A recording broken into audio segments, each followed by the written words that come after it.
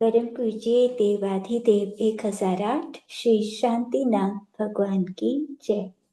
24 तीर्थंकर भगवान की जय। मंगलम भगवान वीरो मंगलम गौतमो गणि मंगलम कुंदार्यो जैन धर्मोस्तु मंगलम सर्वमंगल मांगल्यम सर्वकल्याणकारकम प्रधानम सर्वे धर्माणां जैनम जयतु शासनम जैनम जयतु शासनम। सम्यक मंजूषा में हम अनुकंपा के बारे में पढ़ रहे थे। हाँ, अनुकंपा पढ़ना है। सम्यक दृष्टि के 4 गुण होते हैं: प्रशम, संवेग, अनुकंपा, आस्तिक्य। तो प्रशम और संवेग हमने पढ़ लिए थे। अनुकंपा मतलब जीवों पर दया होना। कोई प्यास या भूख से पीड़ित या दुखी जन है, उनको देखकर मन में दुख उत्पन्न होता है, तो उनके प्रति करुणा का भाव उत्पन्न होता है, उसी को अनुकंपा कहते हैं। तो सम्यक दृष्टि हमेशा मतलब दूसरे जीवों पर दया का भाव रखता है। कोई दूसरा कितना भी बुरा कर दे उसके साथ, लेकिन वो किसी का बुरा करना नहीं चाहता। उसे पता है कि कर्म अपने आप उसे फल देंगे, मुझे क्या जरूरत है किसी का बुरा करने की। तो वो सबके प्रति क्षमा का भाव रखता है, और वो ये नहीं चाहता, मन से भी नहीं चाहता कि कोई दुखी रहे, कोई परेशान रहे। अपने शत्रु के लिए भी वो अच्छा ही भाव करता है। अनुकंपा 3 तरह की कही है आगम में: धर्मानुकंपा, मिश्रानुकंपा, सर्वानुकंपा। मुनि आरिका आदि का परिरक्षण ये धर्मानुकंपा है। धर्म और आयतनों की रक्षा करना, वृद्ध या रोगी तपस्वियों की सेवा करना, वयोवृत्ति करना, उपसर्ग आदि को दूर करना, जीर्ण चैत्यालयों का जीर्णोद्धार करना, ये सब धर्मानुकंपा है। वसति का मंदिर, चैत्य आदि का निर्माण कराना भी इसी में आता है। इसके बाद है मिश्रानुकंपा। देश संयमी श्रावक श्राविकाओं की मन वचन काय से धन से सेवा करना, उनके व्रतों के रक्षण का प्रयत्न करना, उन्हें निर्भय बनाना, रोग शोक वियोग में धैर्य प्रदान करना, व्रतों से च्युत होने पर फिर से स्थित करना, उनके दोषों को छिपाना। कोई दोष हो जाए किसी से तो सबको नहीं बताना, उन्हीं को समझाना, पर निंदा से बचना, ये मिश्रानुकंपा है। तीसरी है सर्वानुकंपा। मिथ्यात्व पूर्वक कठोर तपस्वी महापुरुषों के प्रति दया का भाव, प्राणी मात्र के प्रति अनुग्रह बुद्धि, उपकार करना, उनके कष्ट को दूर करना, आवास भोजन आदि की व्यवस्था करना, ये सर्वानुकंपा है। यद्यपि ये शुभ भाव है, लेकिन सम्यक पूर्वक दया भावना से करना कल्याणकारी हो सकता है। पशु पक्षी कीड़े मकोड़ों के प्रति भी अकाट्य दया भाव रखना चाहिए। तो सम्यक दृष्टि सभी छोटे छोटे जीवों की भी दया रखता है, क्योंकि उसे पता है सबके अंदर सिद्धों के जैसा, निश्चय से सिद्ध भगवान जैसा आत्मा होता है। तो हर जीव की रक्षा करता है, किसी को भी कष्ट नहीं होना चाहिए, ऐसा भाव रखता है। सर्वोत्कृष्ट पुण्य प्रकृति तीर्थंकर गोत्र का बंध इस लोकोत्तर भाव से होता है। अब अनुकंपा भास, जो अनुकंपा रूप गुण ना हो लेकिन लगता है अनुकंपा जैसा, उसे कहते हैं अनुकंपा भास। सम्यक दर्शन के बिना जो दया का परिणाम है वो अनुकंपा भास है। दया तो औरों में भी होती है, लेकिन वो सम्यक दृष्टि नहीं होते। जैसे एक दिन अब्राहम लिंकन अपने मित्रों के साथ टहलकर घर लौट रहे थे। उन्होंने देखा सामने से एक घोड़ा आ रहा है, जिसकी पीठ पर जीन तो कसी थी, लेकिन कोई सवार नहीं बैठा था।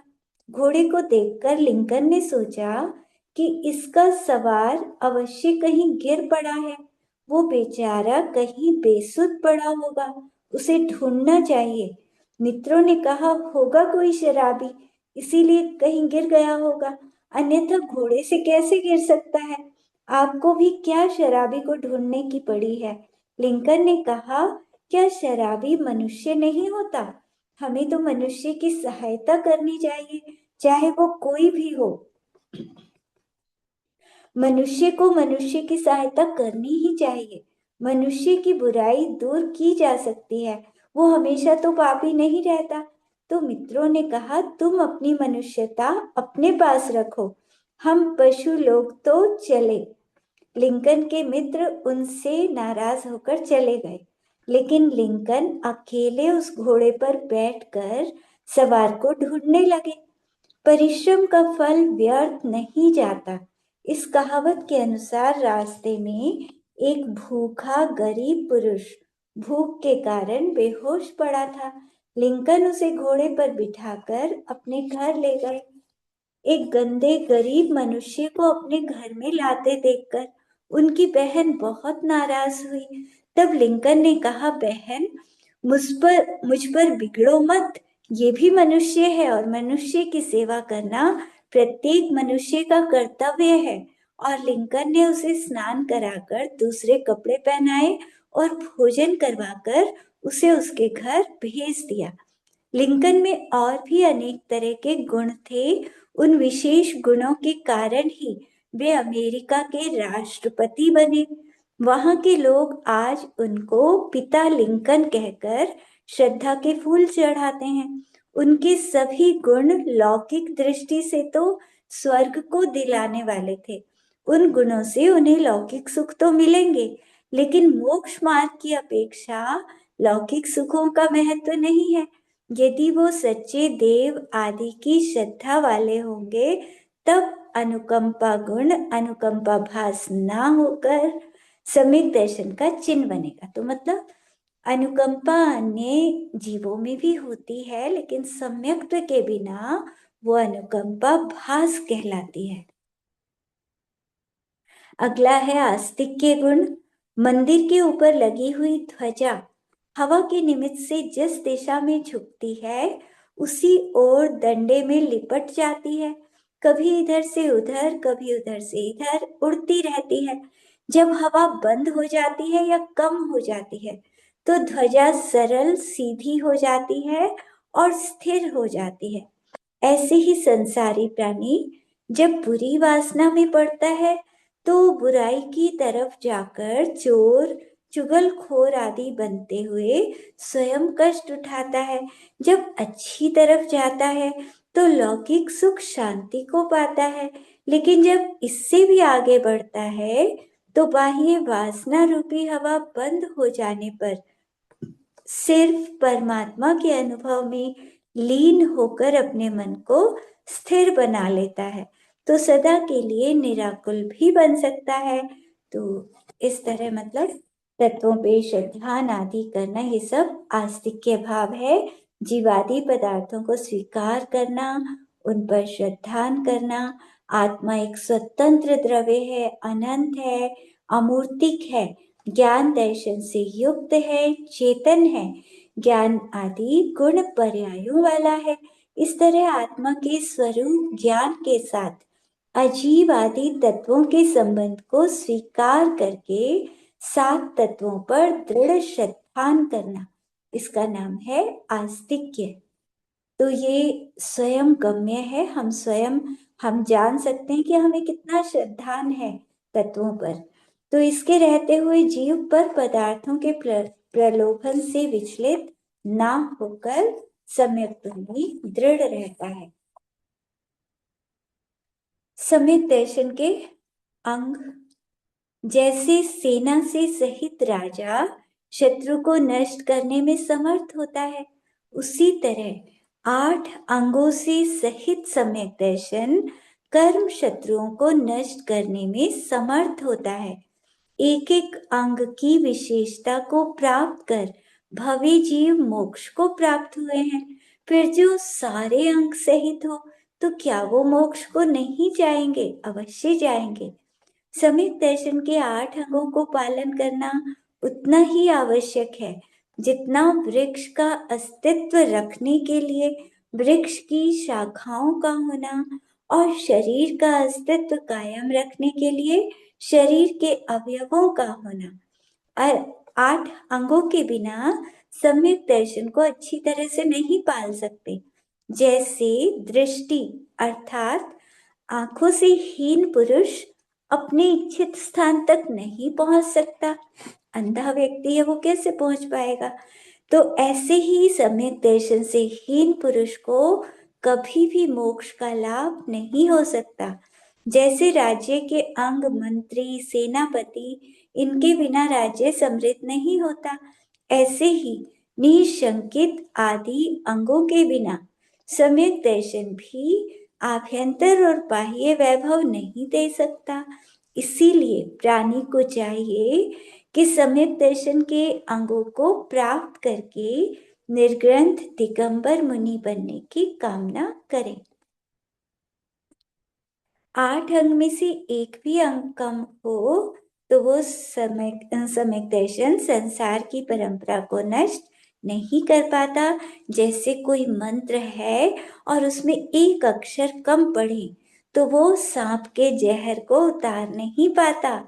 तो मंत्र को बिल्कुल सही पढ़ते हैं तभी तो जहर उतरता है। उसी तरह मोक्ष तब मिलता है जब सम्यक दर्शन के 8 अंग का पालन करते हैं। तो कौन से हैं 8 अंग? निशंकित, निकांक्षित, निर्विचिकित्सा, अमूढ़ दृष्टि, उपगोहन, स्थितिकरण, वात्सल्य और प्रभावना। तो निशंकित मतलब जिनेंद्र भगवान की वाणी में शंका ना करना।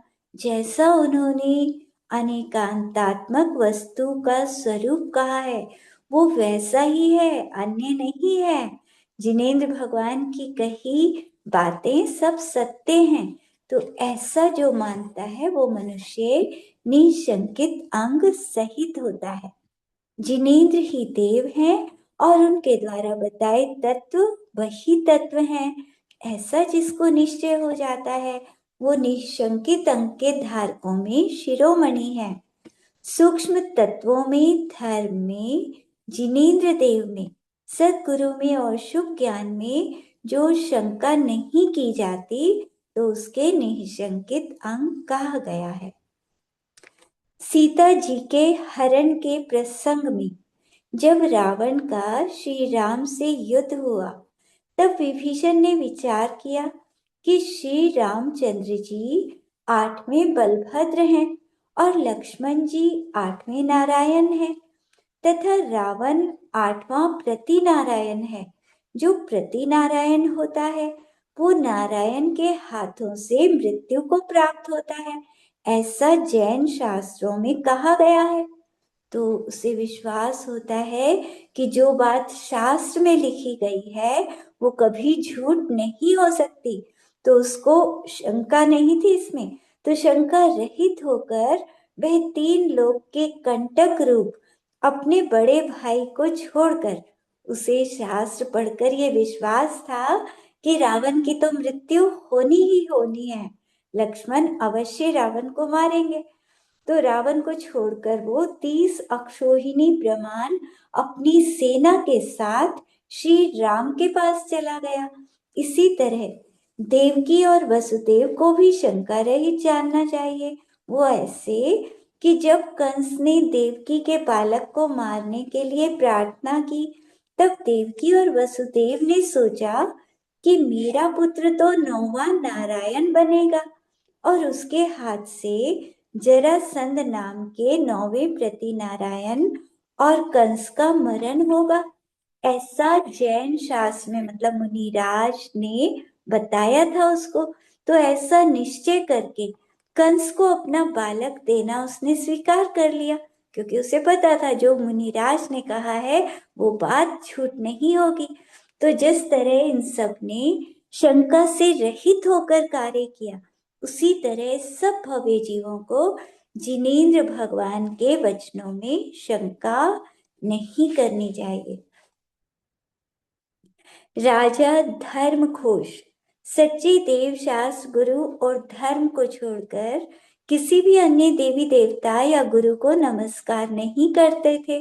किसी देव ने राजा की परीक्षा करने के लिए नगर के बाहर एक नाग मंदिर बनाया और उसमें नाग देव की प्रतिमा स्थापित कर दी और नगर में ये प्रसिद्धि करवा दी कि नाग देवता की पूजा करने से सारी मनोकामनाएं पूर्ण होती हैं।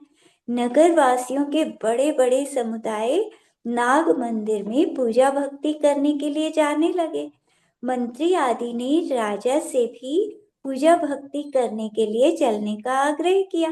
राजा ने कहा, मैं वीतराग सर्वज्ञ परमात्मा को नमस्कार करता हूँ। रागी द्वेषी देवों की पूजा मैं नहीं करता, उससे मिथ्यात्व की पुष्टि होती है।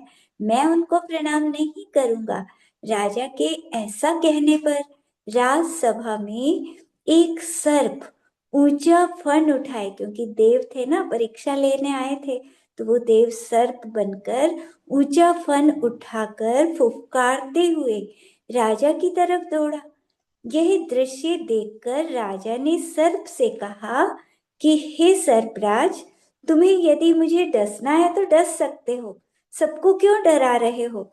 सब लोगों ने राजा को समझाया कि आप नाग देवता को नमस्कार कर लीजिए, नहीं तो सारे राज्य का अनिष्ट हो सकता है। लेकिन राजा ने किसी की भी नहीं सुनी। उसी समय समाचार मिला कि रानी और राजकुमार को सर्प ने डस लिया है। ये सुनकर राजा ने कहा, यदि उनकी आयु समाप्त हो चुकी है तो कोई नहीं बचा सकता, और यदि आयु शेष है तो दुनिया की कोई शक्ति मार नहीं सकती। समय 7 में हमने पढ़ा था ना कि जीव आयु कर्म से जीता है और आयु कर्म खत्म होने से मरता है।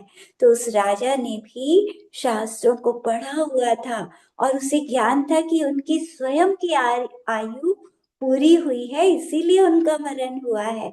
अगर आयु शेष होती तो कोई मार नहीं सकता था उन्हें। तो कुछ देर बाद राजा को भी सांप ने काट लिया, क्योंकि वो तो देव था, कुछ भी कर सकता था। तो राजा को भी काटा, लेकिन फिर भी राजा ने उसको नमस्कार नहीं किया। राजा की इतनी दृढ़ता देखकर अब देव साक्षात प्रकट होता है और अपनी दुष्टता के लिए फिर राजा से क्षमा याचना करता है।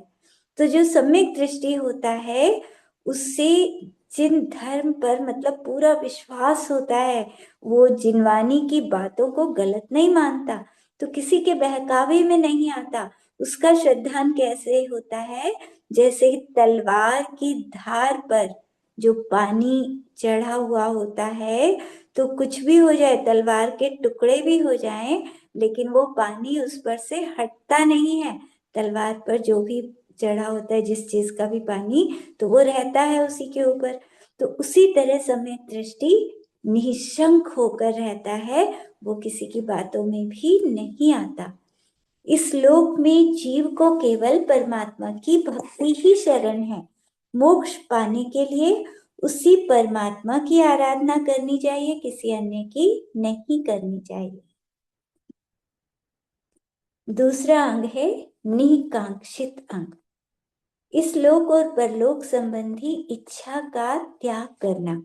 मतलब मैं धर्म कर रहा हूं, तो धर्म करने से मुझे धन की प्राप्ति हो जाए या ये प्राप्ति हो जाए, ये चीजें मांगना मिथ्या दृष्टियों का काम है। सम्यक दृष्टि भगवान से ये चीजें नहीं मांगता। वो क्या मांगता है, मुझे सम्यक दर्शन हो जाए, मैं जल्दी से भगवान बनूं। वो भगवान बनने की भावना करता है। जो भगवान के पास गुण है उनको मांगना चाहिए। धन तो भगवान खुद ही छोड़कर चले गए, धन को मांगना नहीं चाहिए। हमें भगवान की पूजा करनी है, भक्ति करनी है। पुण्य बढ़ेगा तो धन तो अपने आप मिलेगा। धन तो स्वयं मिलता है, मांगने से तो पाप लगता है। तो अपने आप से आता है वो। जितना हम धर्म में अपना पुण्य को बढ़ाएंगे, उतना ये बाहर का वैभव तो स्वयं आ जाता है। तो केवल ज्ञान आदि अनंत गुण प्रकट हो जाए मेरे, मोक्ष की प्राप्ति हो जाए, उसके लिए वो शास्त्रों को पढ़ता है, पूजा करता है, तप करता है, तो ये निकांक्षित अंग है कि संसार के वैभव की इच्छा ना करना, मोक्ष के लिए धर्म को करना। तपस्या के फल में पत्नी पुत्र आदि का सुख नहीं मांगता, परलोक में मैं मतलब देवगति में जाकर बड़ा इंद्र बन जाऊं, अहमेंद्र बन जाऊं, ऐसी इच्छा भी नहीं करता। कुगुरु कुधर्म आदि की इच्छा भी नहीं करना, शत्रुओं को जीतने की इच्छा नहीं करना, ये निकांक्षित अंग है। तो सम्यक दृष्टि इस तरह की इच्छाएं नहीं करता है। दुर्धर तप के द्वारा मोक्ष की इच्छा करता हुआ जो प्राणी स्वर्ग के लिए धर्म का आचरण नहीं करता, उसके निकांक्षित गुण होता है। तो धर्म इसलिए नहीं करना कि हमें स्वर्ग मिल जाए, हमें तो मोक्ष के लिए जो भी हम कर रहे हैं कि मोक्ष की प्राप्ति हो, हम जल्दी से भगवान बन जाए। क्योंकि स्वर्ग में भी ठीक है, किसी अपेक्षा से सुख कहा जाता है, लेकिन वहां का सुख भी तो आकुलता वाला है। स्वर्गों में भी तो आकुलता होती है, एक एक देव की कम से कम 32 देवी।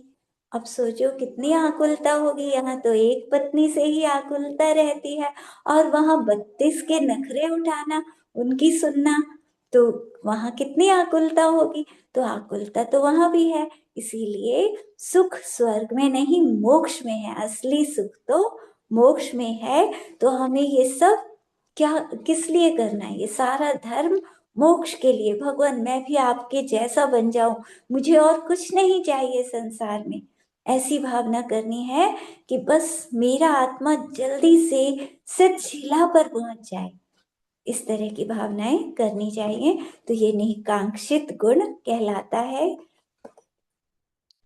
तो रत्नत्रय की भावना से उत्पन्न हुए सच्चे आत्मिक सुख रूपी अमृत से चित्त का संतृप्त होना, ये निकांक्षित गुण है। तो अपने आत्मा का ध्यान करना चाहिए, और उस आत्मा के ध्यान में जो आनंद आए उसमें तृप्त तृप्त होना चाहिए कि ये असली चीज है। बस जब तक मुझे मोक्ष ना मिले तब तक मैं आत्मा के आनंद में डूबा रहूं, ये आत्मा कभी मेरे उपयोग से दूर ना जाए, हर जन्म में मुझे आत्मा का ज्ञान रहे। तो इस संग में अनंतमती और सीता जी अनेक सतियां प्रसिद्ध हैं। सीता जी की कथा इस तरह है कि जब लोक के अपवाद को दूर करने के लिए सीता जी अग्नि कुंड में प्रविष्ट होकर निर्दोष सिद्ध हुई, तब श्री रामचंद्र ने उनको पटरानी का पद दिया। लेकिन सीता जी ने पटरानी की संपत्ति को छोड़कर केवल ज्ञानी श्री सकल भूषण मुनिराज के चरणों में कृतांत वक्र आदि राजाओं व बहुत सारी रानियों के साथ जिन दीक्षा ग्रहण करके शशि प्रभा आदि आरिकाओं के समूह सहित ग्रामपुर आदि में विहार करके रत्नत्रय की भावना से 62 वर्ष तक जैन धर्म की प्रभावना की। तो 62 वर्ष तक वो आरिका बन के रही सीता जी। अंत में 33 दिन उन्होंने संन्यास लिया, 33 दिन तक अंजल आदि का मेरे ख्याल से त्याग किया था। तो समाधि पूर्वक मरण करके, तो इतना तप किया, तो 16वें स्वर्ग में इंद्र के बाद प्रतींद्र होता है ना, तो वो प्रतींद्र बनी। निकांक्षित गुण की सहायता से देखे सुने अनुभव किए हुए पांचों इंद्रियों के विषयों में चित्त नहीं जाता। तो निकांक्षित गुण जिसके अंदर होता है तो वो इंद्रिय के विषयों की तरफ ललचाता नहीं है। एक बार मोतीलाल जी वर्णी और चिरोंजा बाई सोनागिरी की वंदना को गए। वहां चिरोंजा बाई की सास और ननद भी आ गई। सबने पूजा पाठ वंदना आदि में 2 दिन अच्छे से बिताए। तीसरे दिन वंदना करके वापस लौटने का विचार था। उसी दिन चिरोंजा बाई के गांव सेमरा से उनका एक परिचित आया। उसने कहा, माता जी आपके घर में चोरी हो गई है। चोर घर में कई जगह खुदाई करके गए हैं, पुलिस दरोगा ने आपको बुलवाया है ताकि जांच पड़ताल कर सकें। ये खबर सुनकर उसकी सास और ननद रोने लगी। वर्णी जी भी उदास हो गए। चिरोंजा बाई पर इसका अलग ही प्रभाव पड़ा। वो बोली, ठीक है, जो कुछ ले गए सो ले गए, मुझे उसकी चिंता नहीं है। मैं अभी नहीं जाऊंगी वहां पर। 5 दिन और यहीं पर रहूंगी सोनागिर में, जिससे धन के प्रति जो मेरा मोह है वो कम हो जाए। तो सब लोगों ने आग्रह किया चलने का, लेकिन वो नहीं गई। 5 दिन तक सोनागिरी में वंदना की। लौटते समय उसने कहा कि मैंने परिग्रह का परिमान कर लिया है। चोरी के बाद जितना बचा होगा बस उतना ही परिग्रह में रखूंगी। तो उनकी उत्कृष्ट तटस्थता से वर्णी जी बड़े प्रभावित हुए। जब वो अपने घर वापस पहुंची तो सारा सामान बिखरा पड़ा था। कई जगह गड्ढे खुदे थे, लेकिन उनका धन सारा सुरक्षित था। धन को वो ढूंढ नहीं पाए चोर। जहां धन था वहां तो उन्होंने खोदा ही नहीं, और जगह खोदा था। तो सम्यक दृष्टि जीव लौकिक भोग सामग्रियों से निराकांक्ष रहता है, मतलब वो इच्छा नहीं करता, अगर चला गया तो कोई दिक्कत नहीं। तो ऐसी सम्यक दृष्टि की भावना होती है। तीसरा अंग होता है निर्विचिकित्सा। रत्नत्रय के आराधक भव्य जीवों के दुर्गंधित और घृणित शरीर को देखकर धर्म बुद्धि अथवा दया भाव से घृणा न करना, ये निर्विचिकित्सा गुण है। तो मतलब मुनिराज का कैसा भी शरीर हो, क्योंकि मुनिराज स्नान तो करते नहीं, अगर उनके शरीर पर मिट्टी लगी है, मैल लगा है, तब भी उनको देखकर घृणा नहीं करनी चाहिए, क्योंकि जिसने भी घृणा की तो उसके साथ बुरा ही हुआ। बहुत सारे उदाहरण आते हैं कि कोई रानी है और वो श्रृंगार कर रही थी, और पीछे से मुनिराज दर्पण में दिखे तो उनके उनको देखकर बहुत भला बुरा कहा, बहुत निंदा करी मुनिराज की। तो 7 दिन के अंदर रानी को कोढ़ हो गया, और फिर मरकर वो तिर्यंच गति में बहुत दुखों को सहती है। और बहुत दुखों को सहकर फिर मनुष्य गति में भी आती है, तो दुर्गंधा, उसके शरीर से बहुत बदबू आती थी। तो इस तरह से मतलब बहुत सारे उदाहरण हैं। अगर मुनिराज की निंदा करते हैं, उनके शरीर से घृणा करते हैं, तो फिर अपने शरीर में बीमारियां हो जाती हैं। तो ऐसा कभी भी नहीं करना चाहिए, फिर तिर्यंच गति में कष्टों को भोगना पड़ता है। ये शरीर तो स्वभाव से जड़ है, 7 धातुओं से बना हुआ है, अपवित्र है। जल से धोने पर और तेल आदि से सजाने पर भी कभी सौंदर्य को प्राप्त नहीं होता। कितना ही सजा लो, फिर भाई अगर एक दिन भी नहीं नहाओ गर्मी में तो कितनी बदबू आने लगती है शरीर से। तो ऐसा होता है ना, बहुत जने ऐसा कहते हैं। तो पूर्व भाव के संचित कर्म के विपाक में उत्पन्न हुए भयंकर कोढ़ आदि रोगों से व्याप्त भी निर्मल चारित्र धारक मनुष्यों का शरीर सुंदर माना जाता है। मान लो किसी मुनिराज के भी कोढ़ हो रहा है, तब भी उनके शरीर को देखकर घृणा नहीं करनी, क्योंकि उनके अंदर जो रत्नत्रय है वो सुंदर है। मुनिराज तो शरीर की तरफ ध्यान ही नहीं देते। मुनिराज को वर्षों हो जाएं, उनको कोढ़ हो रहा है, लेकिन वो तो अपने आत्मा में मग्न है। उनके पास शक्ति है कि कोढ़ को दूर कर सकते हैं 1 सेकंड में, लेकिन करते ही नहीं। अपनी शक्ति का प्रयोग ही नहीं करते वो, क्योंकि उन्हें तो अपने आत्मा का आनंद मिल रहा है। शरीर का जो हो रहा है होता रहे। ऐसे मुनिराज हमारे होते हैं। तो जैन साधुओं के रोग से पीड़ित शरीर को देखकर जो उत्तम सज्जन लोग होते हैं वो यथोचित चिकित्सा करते हैं। जो मनुष्य ग्लानि रहित होते हैं उन्हीं का सम्यक्त्व स्थिर रहता है। अगला अंग है अमूढ़ दृष्टि अंग। संसार में प्रचलित अनेक मिथ्या मार्गों को जो सच्चे जैसे लगते हैं, अन्य मार्ग हमें लगता है कि हाँ वो भी ठीक है, तो परीक्षा रूपी चक्षु के द्वारा मुक्ति शून्य जानकर उनके विषय में मोह नहीं करना, कि मोक्ष तो कोई भी नहीं दिलाएगा, मोक्ष तो अपने जैन धर्म में ही है, अन्य धर्मों से मोक्ष तो नहीं मिलता।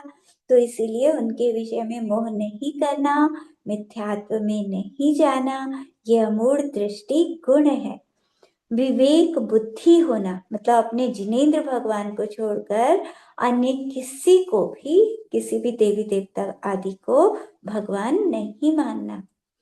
विवेक बुद्धि होना मिथ्या मार्ग और उसको धारण करने वाले की प्रशंसा भी नहीं करना और ना ही उसे अच्छा मानना, यह मूढ़ दृष्टि अंग है। फिर है उपगोहन अंग।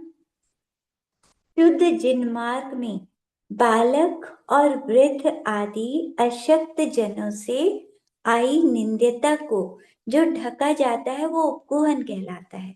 क्या होता है कि मुनिराज, कोई छोटे मुनिराज बन गए, मान लो 8-10 वर्ष की उम्र में मुनिराज बन गए, तो छोटे हैं, कोई गलती हो सकती है उनसे, तो ऐसा नहीं कि कोई गलती देख ली तो सबको बताना अरे वो मुनिराज तो ऐसे, उन्होंने तो ऐसे कर दिया।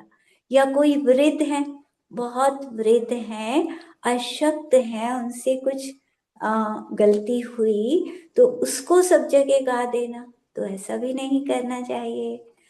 तो मतलब इस बारे में महाराज जी ने एक बार बताया था कि कोई महाराज जी थे और वो किसी जगह मतलब पहुंचे किसी मंदिर में, तो वहां के लोग क्या करते थे, जैसे सुबह कमंडल में पानी दे दिया आहार के बाद, इसके बाद कोई भी नहीं आता था मंदिर में पूरा दिन। शाम को रात को किसी को कोई मतलब नहीं मुनिराज से कि कोई चीज की आवश्यकता हो, कुछ भी हो। तो उनकी तबीयत बहुत खराब थी, बीमार थे वो मुनिराज। तो उनको गर्मी के दिन थे, भयंकर गर्मी, और उनका जैसे मतलब कुछ ऐसी बीमारी थी कि उनका कमंडल का पानी सारा खत्म हो जाता था, ऐसी प्रॉब्लम थी। लेकिन कोई भी नहीं आता था कि दोबारा शाम को कमंडल में पानी डाल दे, किसी को पता ही नहीं था। अब इतनी गर्मी, इतनी वेदना होती थी उनको, तो वो मतलब बाहर घास पे लेट जाते थे, घास पर जैसे रात को या शाम को ऐसे लेटते थे, आके बैठते या लेटते, कुछ ऐसा था। तो अब सबने निंदा शुरू कर दी उनकी, किसी ने देखा कि अरे वो तो घास पे बैठे हैं या लेटे हैं, तो सब जगह खूब निंदा हो गई, अरे कपड़े पहनाओ, कपड़े पहनाओ इनको, ये तो भ्रष्ट मुनि राज है, भ्रष्ट मुनि है ये तो पास में से किसी पंडित जी को बुलाया, किसी विद्वान को दूसरे शहर से बुलवाया कि ऐसे ऐसे हमारे यहाँ एक मुनिराज ऐसा करते हैं, तो उनको कपड़े पहनाने हैं, तो आप आ जाओ, तो मिलकर उनको कपड़े पहना देंगे, भ्रष्ट हैं वो। तो वो आए, वो समझदार थे, महाराज जी के पास गए और उनसे पूछा कि गुरुवर, आपको घास पर तो नहीं लेटना चाहिए, क्या कारण है जो आप घास पर लेटते हैं? तो उन्होंने बताई अपनी प्रॉब्लम कि मुझे इस तरह की बीमारी है और बहुत ज्यादा वेदना होती है, और यहाँ तो कोई आता ही नहीं, कोई कमंडल में पानी खत्म हो जाता है, बिल्कुल भी पानी नहीं होता, कोई पूछता भी नहीं, तो मुझे इतनी तीव्र वेदना होती है जो मुझसे सहन ही नहीं हो पाती, उसकी वजह से मुझे ऐसा करना पड़ रहा है। तब उन्होंने फिर सबको डांटा कि अरे तुम्हें ध्यान रखना चाहिए, मुनि महाराज यहाँ आए हुए हैं, तो उनसे पूछना तो चाहिए कि किसी चीज की आवश्यकता है, शाम को भी आना चाहिए उनके पास, उनकी व्यवस्था देखनी चाहिए, उनकी तबीयत खराब है तो स्वास्थ्य को पूछना चाहिए। तो सबको उनको धर्म में लगाया कि अच्छी तरह से महाराज जी की सेवा करो। तो वही है कि लोग क्या करते हैं कि जरा सी गलती देखी और सब जगह निंदा शुरू कर देते हैं, ये नहीं देखते कि वो कारण क्या है, किसी मजबूरी से ऐसा हुआ या क्या कारण हुआ, कोई वृद्ध है, बहुत ज्यादा बूढ़े हैं, नहीं हो पा रहा उनसे कुछ, तो अगर उनकी कोई कमी देख ली, बस लोगों का काम क्या है, व्हाट्सएप पे डाल दो। आजकल तो जरा सी छोटी सी कमी कहीं दिख जाए और व्हाट्सएप पे मैसेज आगे आगे कर देते हैं। तो ऐसा मैसेज तो कभी भी नहीं डालना चाहिए, क्योंकि किसकी क्या प्रॉब्लम है वो तो पूछी नहीं, और ऐसे ही बस निंदा करना शुरू कर दिया। तो धर्मात्मा के दोषों को छिपाना चाहिए, निंदा नहीं करनी चाहिए। निंदा करने से बहुत ज्यादा पाप लगता है। फिर अभी आया था ना कि मुनिराज की निंदा से कोढ़ हो जाता है, बड़ी बड़ी बीमारियां हो जाती हैं शरीर में। कभी भी मुनिराजों की निंदा ना करें, क्योंकि मुनिराज का जो रूप है वो भगवान का रूप है। नग्न दिगंबर मुद्रा जिनेंद्र भगवान का रूप है। अगर हम आपस में भी एक दूसरे की निंदा करते हैं, उससे भी नीच गोत्र का बंध होता है। अगर मुनिराज की निंदा करेंगे तो कितना पाप लगेगा। तो इसीलिए ये सभी को ध्यान रखना है कि दोषों को छिपाना चाहिए। धर्म कर्म में प्रीति रखने वाले मनुष्य को भाग्य से कोई दोष लग जाए तो उसकी निंदा छिपाने को उपगूहन कहा जाता है। साधर्मी व मुनियों के दोष देखकर, चाहे मुनिराज हो, कोई साधर्मी है आपस में, तो किसी की भी निंदा नहीं करनी चाहिए, दोषों को छिपाना चाहिए। उन्हीं को समझाएं, उन्हीं से पूछें कि ऐसा आपने क्यों किया, आपको ध्यान रखना है आगे से। उनको कह सकते हैं, लेकिन दूसरों से निंदा नहीं करनी चाहिए।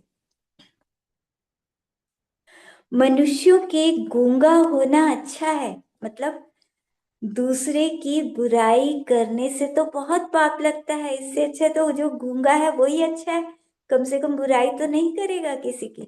क्योंकि किसी के प्राणों के प्राण घात करने की अपेक्षा उसके यश का घात करना, दूसरे की निंदा कर रहे हैं, दूसरा कोई उसे अच्छा समझता था और तुमने निंदा कर करके उसे उसकी नजरों में गिरा दिया, तो ये बहुत बड़ा पाप है। अपने गुणों और दूसरों के दोषों को कहने वाले मनुष्य के महान पाप का बंध होता है, जो हमेशा दूसरों की तो निंदा करता रहे और अपनी प्रशंसा करता रहे। मुझ में तो इतने सारे गुण हैं, मैं तो इतना सब कुछ करता हूँ, लेकिन दूसरे की निंदा करे तो इससे पाप लगता है। तो दूसरे की प्रशंसा करनी चाहिए, चाहे उसमें एक गुण भी दिखे। बाकी अवगुण हो कोई बात नहीं, एक गुण भी, थोड़े से कुछ ना कुछ गुण तो होता ही है सब में, तो उसके गुणों को ढूंढें और उसकी प्रशंसा करें, अपनी निंदा करें। इससे पुण्य का बंध होता है, उच्च कुल में जन्म होता है, और दूसरे की निंदा करने से नीच कुल में जन्म होता है।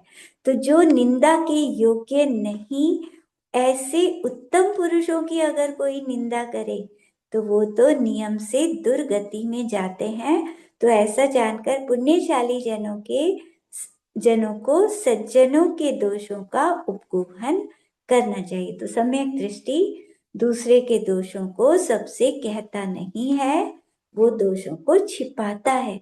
तो आपस में धर्मात्माओं के भी, मुनिराज या किसी के भी कोई दोष हो तो छिपाने चाहिए हमें। क्योंकि दूसरे के दोष कहने में क्या है कि मान लो दूसरे की जो कमी है तो वो उसकी तरह हो गया ना।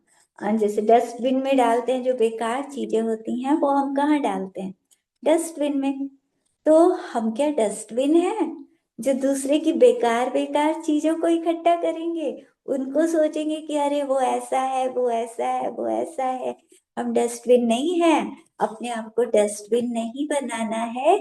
हमें उसकी अच्छी अच्छी बातों को सोचना है, किसी की भी बुरी बातें हैं तो उनको भुला देना है, उनकी तरफ ध्यान नहीं देना है। तो दूसरे के दोषों को हमेशा ढकना ही है।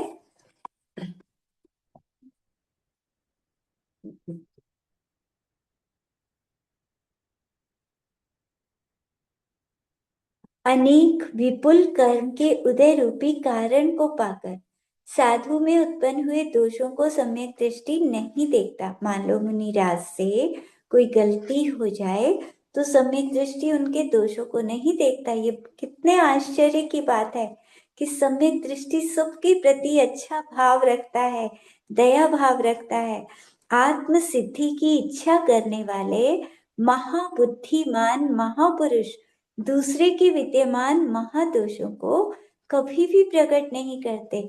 तो उनके पास जब अपराधी व्यक्ति दोष कहते हैं तो वो गुरु आचार्य उसको अपने हृदय में रखते हैं। मान लो कोई शिष्य गुरु को बताएगा कि मुझसे ये गलती हो गई, प्रायश्चित लेता है, तो गुरु ऐसा नहीं कि सबको बता दे कि अरे देखो उसने इतना गलत काम कर दिया। कभी भी किसी को बताते नहीं है, बस अपने मन में रखते हैं और उसे प्रायश्चित दे देते हैं। क्योंकि अगर वो दूसरों को बताएंगे तो जैन धर्म की निंदा होगी, अप्रभावना होगी। इसीलिए उसे योग्य प्रायश्चित देकर उसकी शुद्धि करते हैं। इस तरह सम्यक दर्शन के गहन अंग का पालन करते हैं।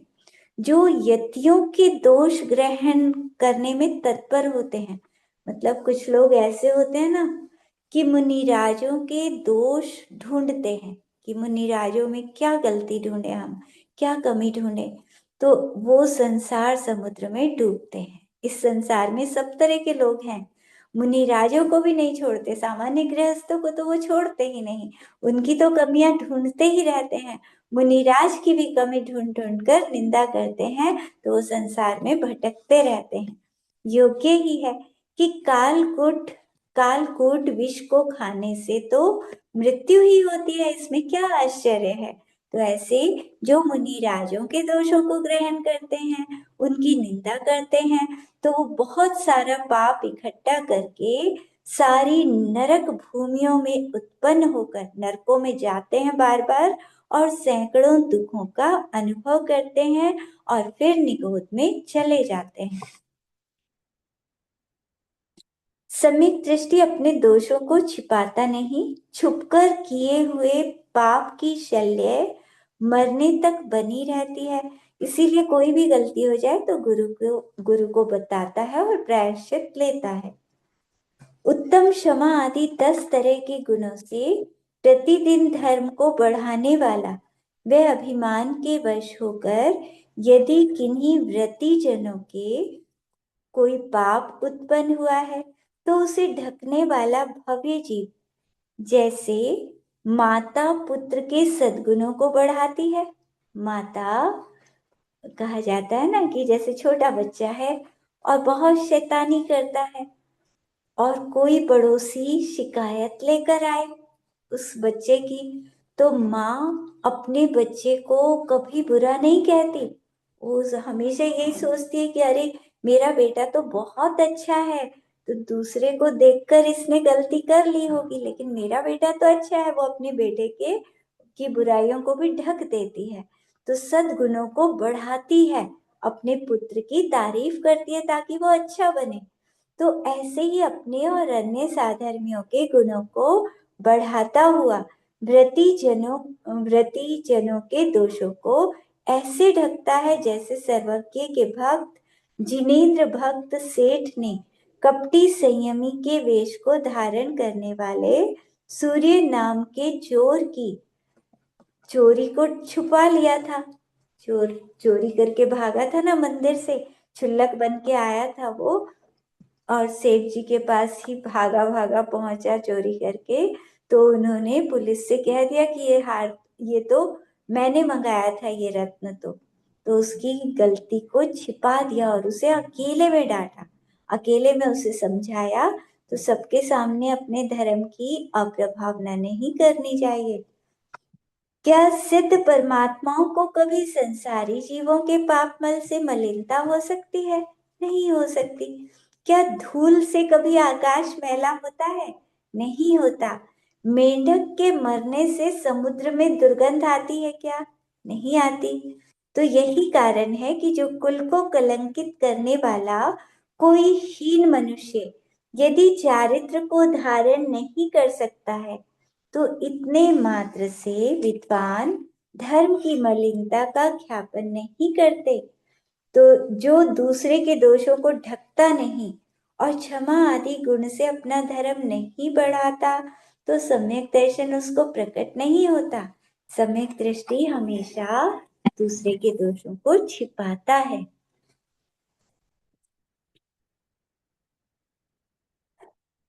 मार्गच्युत साधु के विषय में एक बार चारित्र चक्रवर्ती आचार्य महाराज जी ने कहा था कि किसी भी साधु को आहार देना बंद नहीं करना चाहिए।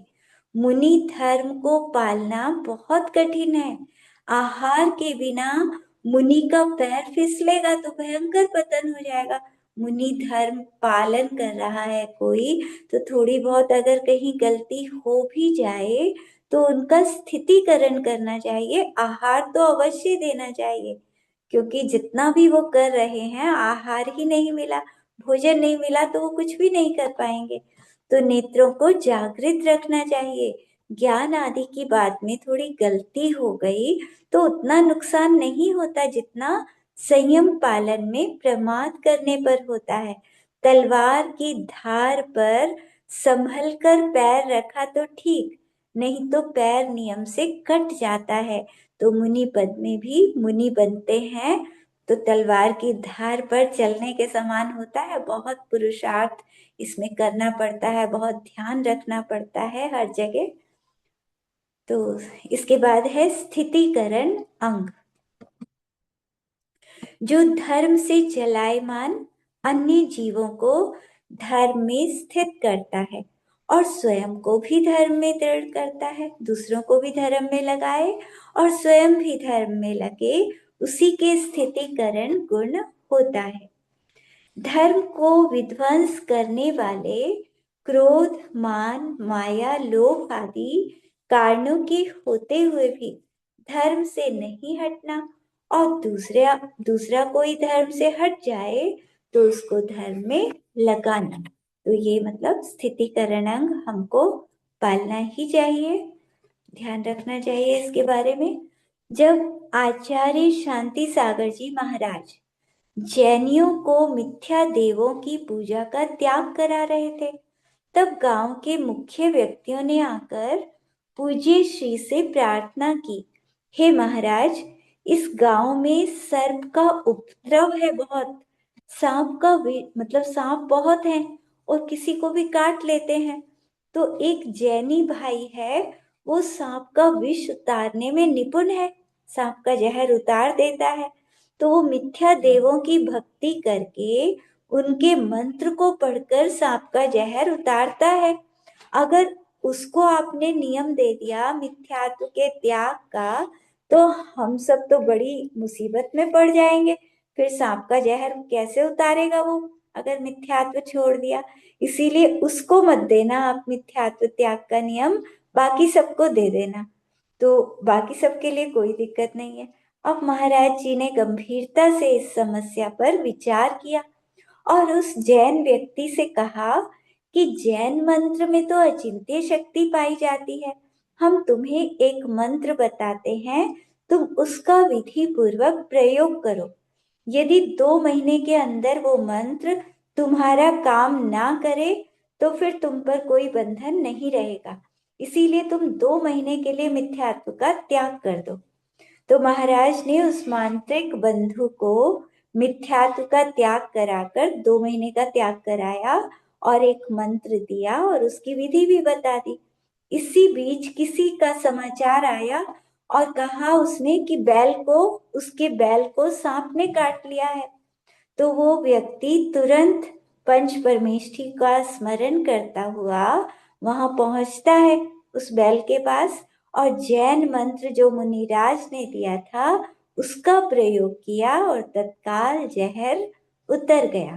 तो इसके बाद वो व्यक्ति पुनः महाराज जी के पास आया और हमेशा के लिए उसने मिथ्यात्व का त्याग कर दिया कि जैन मंत्र से नमो मतलब जैन मंत्र से भी सांप का जहर उतर रहा है, तो फिर उसे जरूरत ही नहीं है दूसरे मिथ्या मंत्रों को पढ़ने की। तो इस तरह पूज्य आचार्य महाराज ने उसे जैन धर्म में सच्चे देव शास्त्र गुरु की श्रद्धा में स्थित कर दिया। ये स्थितिकरण अंग है।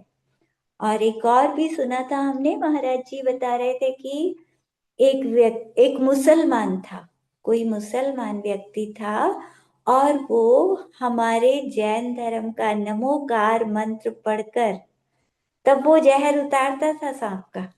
तो जैन लोग भी जाते थे उसके पास और उससे जहर उतरवाते थे। किसी को पता नहीं था कि वो कौन सा मंत्र पढ़ता है, बस वो जहर उतार देता था तो उसी के पास जाकर उतरवाते थे। बाद में जाकर मतलब कोई महाराज जी जैसे थे, तब उसने बताया कि मैं तो इन्हीं का मंत्र पढ़ता हूँ और इनको अपने मंत्र पर श्रद्धा ही नहीं है।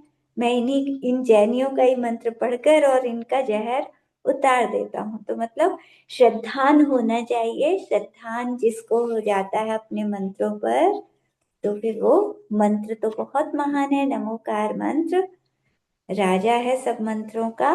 तो उसको श्रद्धान से यदि पढ़ें तो कार्य होता है। लेकिन हम कैसे पढ़ते हैं? बचपन से पढ़ते आए, बस नमो हरिहंतानम नमो सीतानम जल्दी जल्दी पढ़ लिया। तो उस पर श्रद्धान इतना नहीं है जितने दूसरे धर्म वाले, अगर कोई वो लोग मतलब इस पर श्रद्धान कर लेते हैं। लेकिन हम लोग बस ऐसे ही पढ़ते चले जाते हैं। तो शुद्ध पढ़ें, अच्छी तरह से पढ़ें, श्रद्धान के साथ पढ़ें, तो ये नमोकार मंत्र बहुत शक्तिशाली है। अगला अंग है वात्सल्य अंग। जो सम्यक दृष्टि जीव प्रिय वचन बोलता हुआ अत्यंत श्रद्धा से धर्मात्माओं में भक्ति रखता है, उनके अनुसार आचरण करता है, तो उसके वात्सल्य गुण होता है। जैसे माँ अपने बच्चे से प्रेम करती है, निस्वार्थ प्रेम, ऐसे ही रत्नत्रय के धारी चतुर्विध संग से स्वाभाविक स्नेह का होना व्यवहार से वात्सल्य गुण है। इसमें गाय का उदाहरण भी दिया है। गाय अपने बछड़े से निस्वार्थ प्रेम करती है, उसे बदले में कुछ नहीं चाहिए, तो उसका ध्यान रखती है पूरा। उस तरह से हमें मतलब अपने साधर्मी जो भी जैन हैं, सबका ध्यान रखना चाहिए, सबके साथ प्रेम से बोलना चाहिए। मंदिर में भी आपस में सभी साधर्मियों से प्रेम भाव से बोलना चाहिए। मुनिश्री देशभूषण जी महाराज ने अपने जीवन में मिले वात्सल्य को बताते हुए कहा कि जब मैं नव दीक्षित छोटा सा मुनि था, छोटी आयु में ही मुनि बन गया था, तो वहां चारित्र चक्रवर्ती आचार्य महाराज के पास गया। मैंने उनकी वंदना की। उन्होंने दया करके मेरी वंदना को स्वीकार करके प्रतिवंदना की। उन्होंने मुझ पर अपार प्रेम भाव व्यक्त करते हुए कहा, तुम मेरे भाई हो, सदा आगम के अनुकूल चलना, किसी के बहकावे में मत आना, तुम्हारी उम्र बहुत छोटी है, संभल कर काम करना, तुम क्षत्रिय वंश के हो, धर्म की खूब प्रभावना करना। तो ये सम्यक दृष्टि का वात्सल्य गुण कहा जाता है। ये वात्सल्य मतलब इस तरह से। एक और उदाहरण है। एक दिन एक चोर किसी महिला के घर में चला आ गया। महिला अकेली थी। चोर ने छुरा दिखाकर कहा, अगर तू शोर मचाएगी तो मैं तुझे मार दूंगा। महिला बहुत अच्छी थी, धर्मात्मा थी। वो बोली, मैं क्यों शोर मचाऊंगी, तुम्हें मुझसे ज्यादा वस्तुओं की जरूरत है, आओ मैं तुम्हारी मदद करूंगी, तुम्हें जो चाहिए वो दूंगी। ऐसा कहकर उसने अलमारी का ताला खोल दिया और एक एक कीमती वस्तु निकालकर चोर के सामने रखने लगी। चोर हैरान होता हुआ उसकी तरफ देखता रहा। महिला ने कहा, तुम्हें जो चाहिए खुशी से ले जाओ, ये वस्तुएं तुम्हारे काम आएंगी, मेरे पास तो बेकार पड़ी हैं। तो उस महिला का इतना वात्सल्य देखकर थोड़ी ही देर में चोर की आंखों में आंसू आ गए। वो बिना कुछ लिए और बिना कुछ कहे चला गया। अगले दिन उस महिला को एक पत्र मिला। उसमें लिखा था कि मुझे घृणा से डर नहीं लगता, कोई गाली देता है तो मुझ पर उसका भी असर नहीं होता, उनको सहते सहते मेरा दिल पत्थर बन गया है, पर मेरी प्यारी बहन प्यार से मेरा दिल मोम बन जाता है। तुमने मुझ पर प्यार बरसाया, मैं उसे कभी नहीं भूल पाऊंगा। तो इसमें चाहे उसे मतलब सम्यक दर्शन हो या ना हो, लेकिन उसने वात्सल्य रखा। हर जीव के प्रति हमें ऐसा वात्सल्य होना चाहिए। तो सम्यक दृष्टि जो होता है वो तो ऐसा वात्सल्य करता ही है, वो सब जीवों के प्रति वात्सल्य का भाव रखता है। कल हम पढ़ेंगे, प्रभावना अंग रह गया अभी, तो कल पढ़ लेंगे। जवानी की ज्ञान तेज सुजलो कालो, सुवानी मस्तक चढ़ो सदा देत मधु। हे चिन्वाणी भारती तू ही चबुदिन रैन, जो तेरी शरणा गए सो पावे सुख चैन।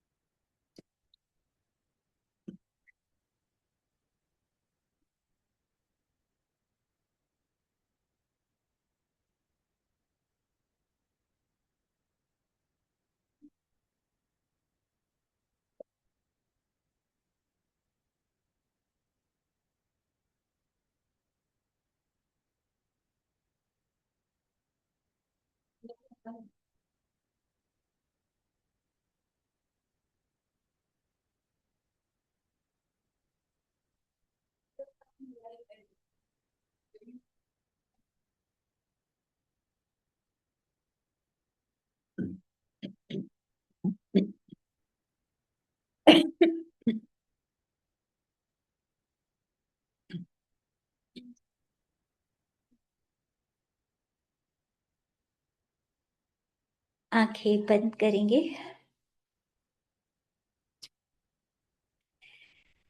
चिंतन करेंगे अपने अंदर मस्तक के स्थान पर ओम को लिखा हुआ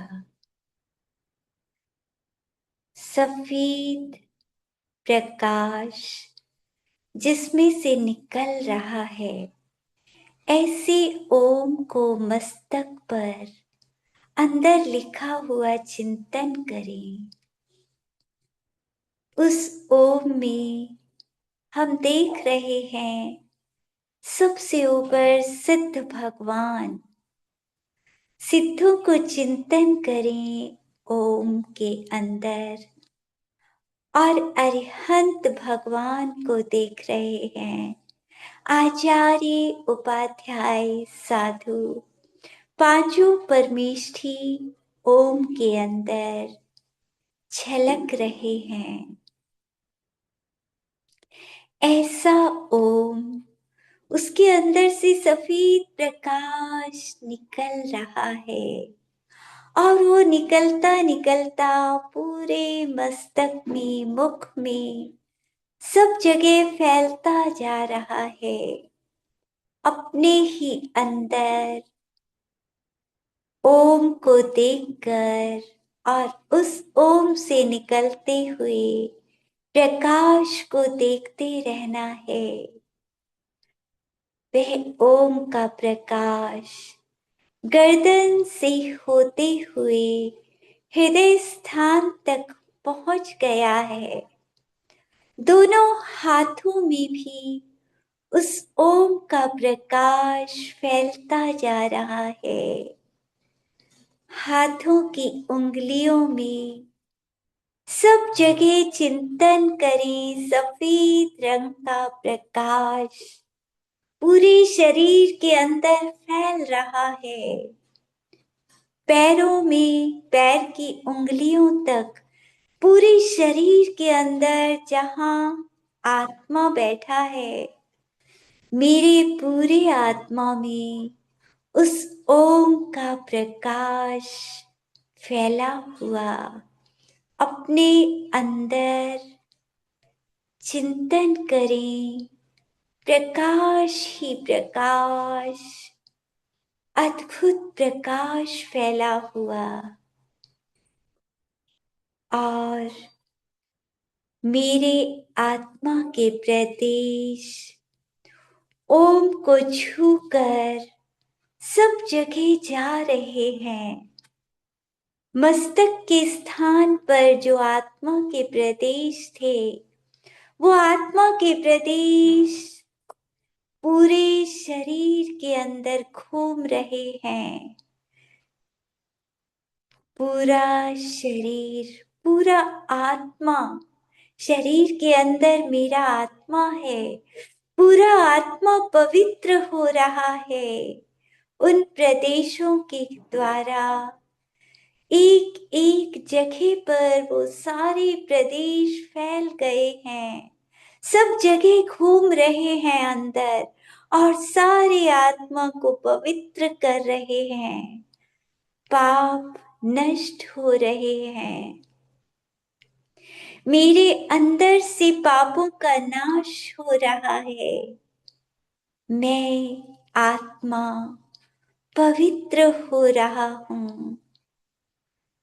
परम शांत सफेद रंग के प्रकाश से भरा हुआ शरीर के आकार में मेरा आत्मा ओम का प्रकाश पूरे आत्मा में भरा हुआ है।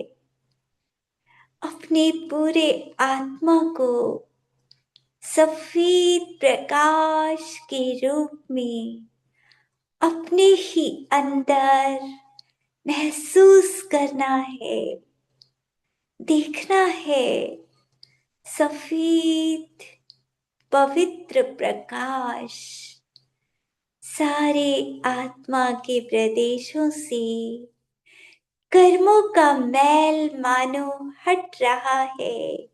पाप कर्म मानो हट रहे हैं और एक एक प्रदेश इस प्रकाश से पवित्र हो रहा है। धीरे धीरे मैं ओम को देख रहा हूँ।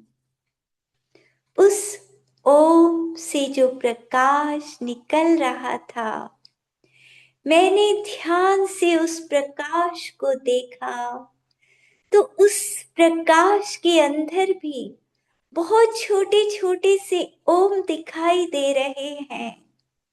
सारा प्रकाश जो मेरे अंदर फैला हुआ है, सब जगह ओम ही ओम दिखाई दे रहे हैं। बहुत छोटे छोटे से ओम आत्मा के सारे प्रदेशों में सब जगह फैले हुए दिखाई दे रहे हैं। पूरा आत्मा मेरा ओम से पवित्र हो रहा है। ये ओम सारे हाथों में, उंगलियों में, सब जगह फैले हुए हैं। मैं ध्यान से देख रहा हूँ। इस सफेद प्रकाश के अंदर छोटे छोटे ओम मेरे अंदर घूम रहे हैं। धीरे धीरे धीरे धीरे सारे आत्मा के प्रदेशों में ओम ही ओम, ओम ही ओम। उस ओम से, इतने सारे ओम से मेरे आत्मा मेरा आत्मा पवित्र हो रहा है। मेरा आत्मा आनंदित हो रहा है। अपने अंदर इतने सारे ओम देखकर पंच परमेष्ठी उन सब के प्रति तीव्र भावना जग रही है। मैं सबको भावों से नमस्कार कर रहा हूँ। जितने भी अरिहंत मध्य लोक में हैं, सबको नमस्कार करता हूँ। शिला पर जितने भी सिद्ध भगवान, उन सबको नमस्कार। ढाई द्वीप में जितने भी आचार्य, सबको नमस्कार। सभी उपाध्यायों को नमस्कार और सब मुनि राजों को मैं नमस्कार करता हूँ। ये सारे पांचों परमेष्ठी मानो मेरे अंदर ही आ गए हो, क्योंकि मेरा आत्मा छोटा नहीं है। मेरा आत्मा तो 3 लोक के जितना बड़ा है। इतना बड़ा भगवान मेरे अंदर बैठा है। सारे संसार के जितना बड़ा भगवान, ऐसे 3 लोक के जितने बड़े परमात्मा को अपने अंदर चिंतन करके सारा संसार मेरे अंदर ही है। जब मैं भगवान बनूंगा, जब मैं अरिहंत बनूंगा, पूरा 3 लोक मेरे इसी आत्मा में दिखाई देगा। मेरा आत्मा इतना बड़ा है कि सारा संसार झलक जाएगा मेरे आत्मा के असंख्यात प्रदेशों में बस अपनी आत्मा को चिंतन करते हुए, पांचों परमेष्ठी को अपने अंदर चिंतन करते हुए आनंदित होकर बैठे रहना है। अरिहंत परमेष्ठी मेरे अंदर हैं, वो सिद्ध भगवान मेरे अंदर, आचार्य उपाध्याय साधु सभी तो मेरे आत्मा में झलक रहे हैं। सबको अपने अंदर चिंतन करना है। जब मैं भगवान बनूंगा तो मेरे इसी आत्मा में सारे परमेष्ठी झलकेंगे। वो सिद्ध शिला के अनंत सिद्ध भगवान सब मेरे इसी आत्मा में झलकते दिखाई देंगे। ये मेरा आत्मा सारे संसार को झलकाने की शक्ति रखता है। ऐसे अपने आत्मा को चिंतन करना है। कभी पंच परमेष्ठी को, कभी ओम को चिंतन करना, तो कभी अपने आत्मा को चिंतन करना। मैं आत्मा, मैं भी भविष्य का भगवान बनूंगा। इस ओम के अंदर मैं भी शामिल हो जाऊंगा। मैं भी इस ओम के 5 परमेष्ठी में, मेरा आत्मा बहुत जल्दी आएगा। मैं भी मुनिराज बनकर अरिहंत बनूंगा, सिद्ध बनूंगा। सिद्ध शिला पर जाकर विराजमान हो जाऊंगा। अपने अंदर उपयोग को अंदर ही लगाना है जब तक हो सके। सारे आत्मा में सफेद प्रकाश, उस सफेद प्रकाश में छोटे छोटे ओम। अपने अंदर कभी पूरा आत्मा का प्रकाश चिंतन करना। बस इसी तरह ओम को देख देख कर आनंदित होते रहना।